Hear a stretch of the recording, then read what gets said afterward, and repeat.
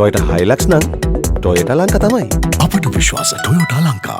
Unemployment has been a salient and economic social issue that has galvanized political discourse within the island. According to the latest figures published by the Department of Census and Statistics, by the first quarter of 2025, Sri Lanka's unemployment rate dropped to 3.8%, down from 4.3% a year ago. The overall unemployment rate of Sri Lankan females stand at 6.3%, while the corresponding figure for males stand at 2.5%. The youth unemployment rate during the first quarter of 2025, calculated for Sri Lankans between the ages of 15 to 24, was recorded at 19.7%. This figure stands as the highest recorded unemployment rate among all age groups. Close scrutiny of the figures indicate a higher unemployment rate among females across all age groups. Citing the latest data, the Top Statistics Office also highlights that youth and female unemployment contribute more to overall unemployment than any other demographic. The data collated on unemployment with reference to levels of education and gender also reveals several grim economic realities with broad socio-economic implications. The classification of unemployment data by levels of education reveal a 6.1% rate of unemployment among Sri Lankans with advanced level education or more. Therefore, Sri Lankans with advanced level educations and other higher educational qualifications make up the largest portion of unemployment individuals classified by levels of education. Survey results further indicate that unemployment is more acute in the case of educated females than educated males, which has been observed consistently over previous survey rounds as well. In light of these numbers, facts and figures,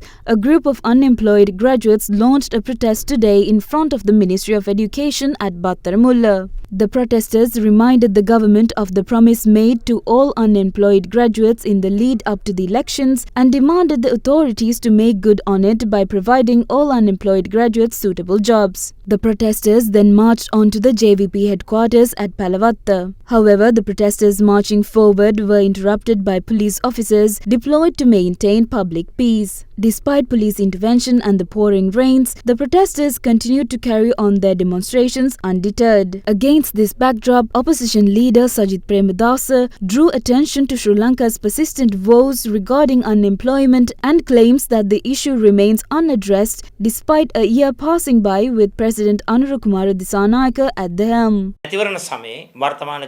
On page 72 of the government's election manifesto titled A Thriving Nation, A Beautiful Life, the JVP led by President Anurukumara Disanayake made key promises to employed graduates. One of the proposals made was to hire 35,000 graduates for various jobs. 20,000 were expected to be hired as teachers. 3,000 others were said to be hired to take STEM subjects. 9,000 were planned to be hired to take non-STEM subjects. 3,000 graduates were expected to be recruited to the Inland Revenue Department, Sri Lanka Customs, Foreign Services and for tourism-related endeavours. All these proposals are clearly set out in this manifesto. We asked the government why they hesitate to keep the promises they made. Does the government fear the IMF? Please don't deceive graduates.